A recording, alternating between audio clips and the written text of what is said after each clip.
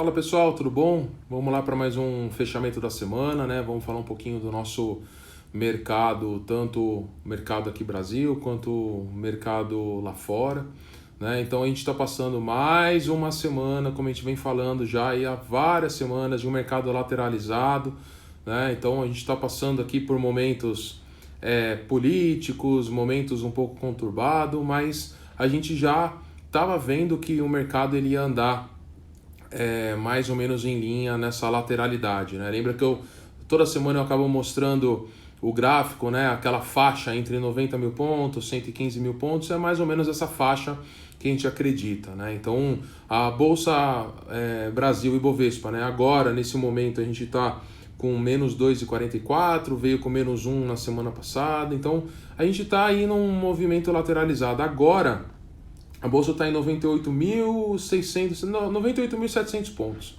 né?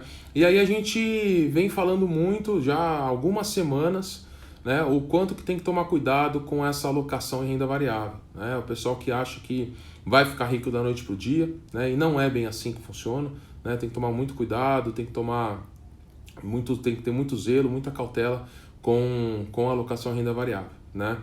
A gente tem visto aí nessa semana também a curva de juros futura abriu bastante, né? Algo perto de 5%, 6%, principalmente as curvas mais longas.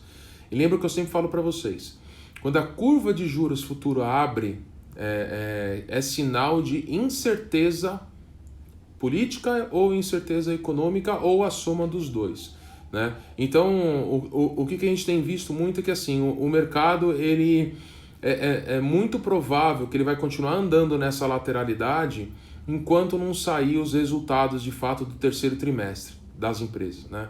Por que isso? Porque o resultado do terceiro trimestre das empresas é que de fato vai refletir os 3 meses cheios do período de pandemia, né?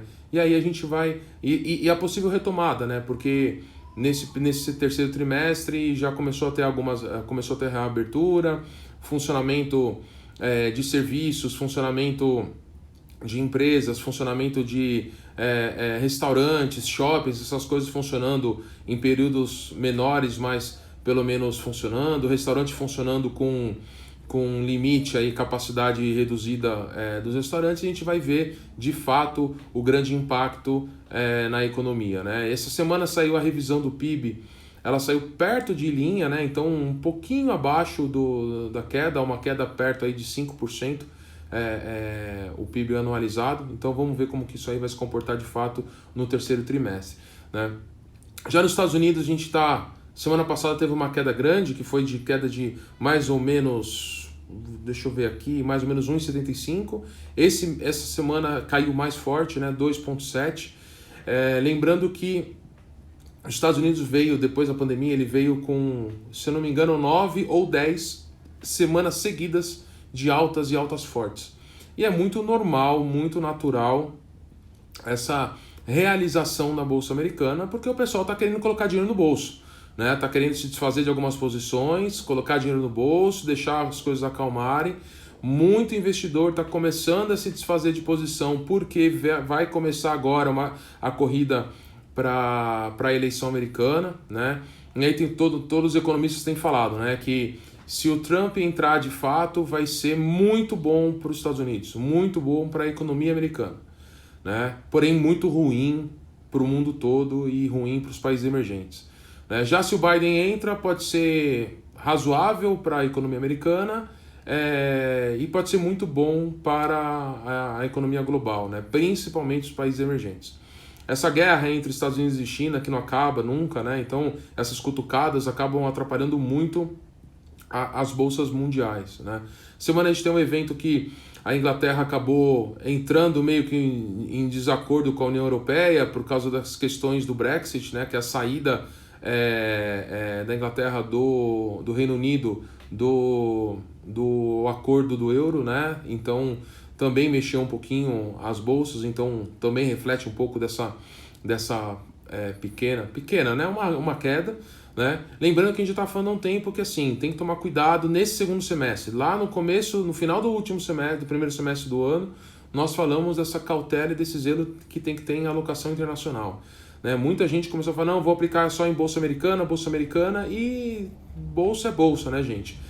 O Du, meu sócio aqui, ele fala que bolsa vareia, né? E vareia mesmo, né? Então tem que tomar muito cuidado. Então aqui a gente tem trabalhado ainda com aquelas alocações que a gente busca um retorno, busca uma taxa fixa na bolsa com mercado lateralizado, através daquelas operações de Rubi que nós fazemos, né? A gente montou as proteções perto lá de 100 mil pontos, a gente montou as proteções para os nossos clientes. Por quê? Porque se a bolsa tiver uma queda mais expressiva aqui e ir lá buscar os seus 90 mil pontos, 85 mil pontos, o nosso cliente está protegido, acaba amortecendo essa queda, esse seguro, essa proteção que a gente acaba montando, né? Já o indicador do VIX na semana passada subiu muito forte, né? Que é aquele indicador do medo, né? Aquele indicador que mede o grau de medo dos investidores. Ele caiu essa semana, caiu 11%, tá? Então a gente tem assim, um reflexo ainda de incertezas aqui no Brasil, né? Começando certas incertezas lá fora, apesar de que relatório de seguro-desemprego veio em linha com o esperado, né? Não veio nada muito negativo, veio algo que já estava projetado. Lá fora também, né? Na verdade lá fora acabou vindo até acima, veio o desemprego abaixo do esperado, né? Então foi até um pouco positivo, mas a gente tem visto muito que essa corrida dos investidores para realizar um pouco de lucro, né?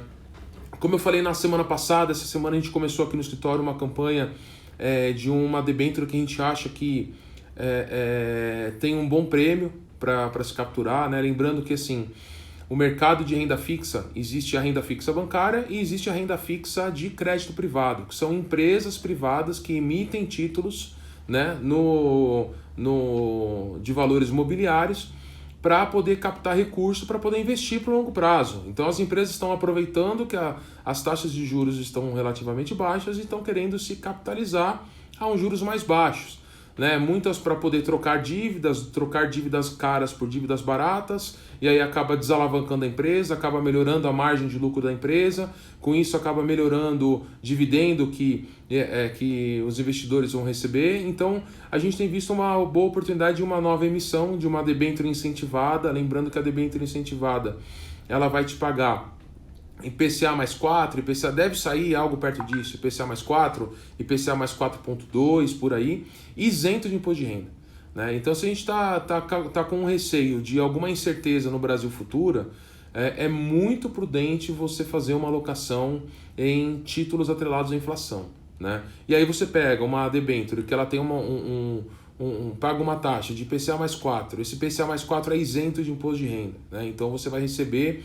toda a variação de inflação no período, mais os 4% ao ano, 4,1%, 4,2%, vai depender de como vai sair essa taxa no mercado, né? Então isso pode ser muito vantajoso, e o bacana é por quê? Porque essa debênture é uma debênture que é de uma empresa de classificação com rating AAA, né? Para vocês terem uma ideia, AAA, a gente tem o Itaú como AAA. Então o risco de você colocar recurso nessa debênture praticamente o risco que você está colocando seu dinheiro no Itaú. Então, ela consegue atingir uma gama de investidores muito grande. E qual que é o melhor? O ticket de entrada é muito baixo. Com R$1.000 você consegue fazer uma alocação num produto desse. Então, assim, é para qualquer investidor, para qualquer volume, né? O que a gente recomenda? Recomenda sempre para risco de crédito alocar no máximo 2%, 3% no máximo do seu patrimônio em um único emissor de crédito privado, e tentar trabalhar com algo perto de 10%, 12% da sua carteira total. É saudável, é conservador, né? Então esse tipo de diversificação vai fazer com que no longo prazo você consiga extrair excelentes resultados, tá? E qual que é a vantagem? Você entra numa emissão, você acaba pegando a taxa na emissão, e se a empresa começar a reportar no longo do tempo, trimestre a trimestre, começar a reportar resultados bons, né, naturalmente começa a ter um prêmio muito interessante nesse produto. E o prêmio é o quê? Você, ao longo do tempo, você pode vender essa debênture no mercado secundário, e nessa venda você pode ter um ágio, a gente chama de ágio. É como se fosse um ganho de capital, mas a gente chama de ágio nessa operação, né? Então é uma debênture longa, só que você pode sair dentro de 2, 3, 4, 5 anos.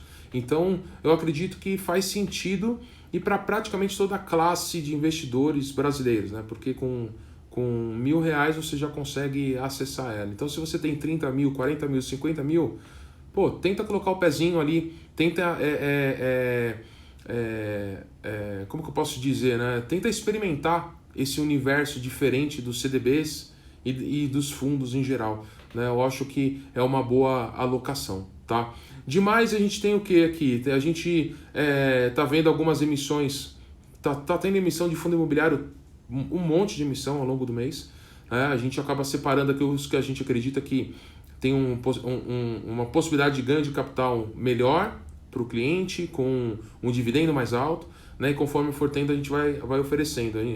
Esse mês a gente ainda não escolheu nenhuma fundo imobiliário para trabalhar, até porque a gente ainda está em contato com as gestoras desses fundos para poder definir de fato o que nós vamos trabalhar, se vai trabalhar isso ou não. Mas fundo imobiliário tem sido tem sido um produto muito demandado aí pela rede, porque acaba pagando um bom dividendo, né? Os fundos imobiliários, a gente chama meio de mamão com açúcar, né? Eles têm pago dividendos de 5 a 6% ao ano.